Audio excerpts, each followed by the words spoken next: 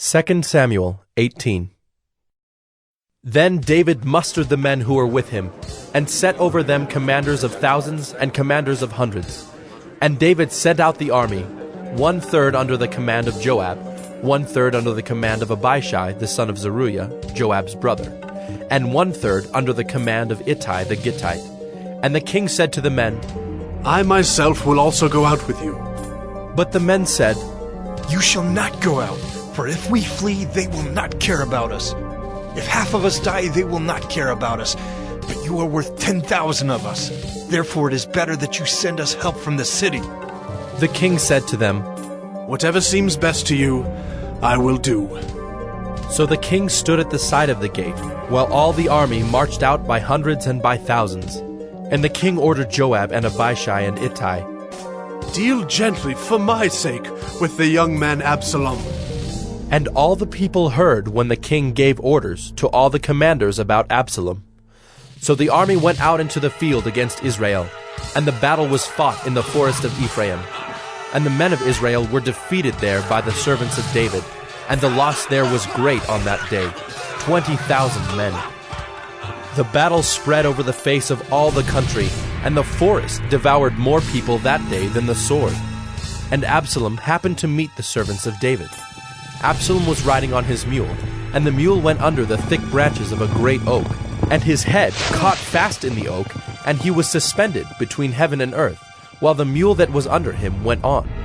And a certain man saw it, and told Joab, Behold, I saw Absalom hanging in an oak.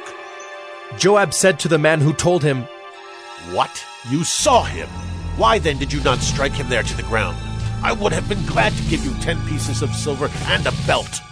But the man said to Joab, Even if I felt in my hand the weight of 1,000 pieces of silver, I would not reach out my hand against the king's son. For in our hearing the king commanded you and Abishai and Ittai, For my sake protect the young man Absalom. On the other hand, if I had dealt treacherously against his life, and there is nothing hidden from the king, then you yourself would have stood aloof. Joab said, I will not waste time like this with you. And he took 3 javelins in his hand, and thrust them into the heart of Absalom while he was still alive in the oak. And 10 young men, Joab's armor-bearers, surrounded Absalom and struck him and killed him. Then Joab blew the trumpet, and the troops came back from pursuing Israel, for Joab restrained them. And they took Absalom and threw him into a great pit in the forest, and raised over him a very great heap of stones. And all Israel fled, everyone to his own home. Now Absalom in his lifetime had taken and set up for himself the pillar that is in the king's valley, for he said, I have no son to keep my name in remembrance. He called the pillar after his own name, and it is called Absalom's monument to this day. Then Ahimaaz the son of Zadok said, Let me run and carry news to the king that the Lord has delivered him from the hand of his enemies. And Joab said to him, You are not to carry news today. You may carry news another day, but today you shall carry no news, because the king's son is dead. Then Joab said to the Cushite, Go, tell the king what you have seen. The Cushite bowed before Joab and ran. Then Ahimaaz the son of Zadok said again to Joab, Come what may, let me also run after the Cushite. And Joab said, Why will you run, my son, seeing that you will have no reward for the news? Come what may, he said, I will run. So he said to him, Run! Then Ahimaaz ran by the way of the plain, and outran the Cushite. Now David was sitting between the 2 gates, and the watchman went up to the roof of the gate by the wall. And when he lifted up his eyes and looked, he saw a man running alone. The watchman called out and told the king. And the king said, If he is alone, there is news in his mouth. And he drew nearer and nearer. The watchman saw another man running, and the watchman called to the gate and said, See, another man running alone. The king said, He also brings news. The watchman said, I think the running of the first is like the running of Ahimaaz, the son of Zadok. And the king said, He is a good man and comes with good news. Then Ahimaaz cried out to the king, All is well.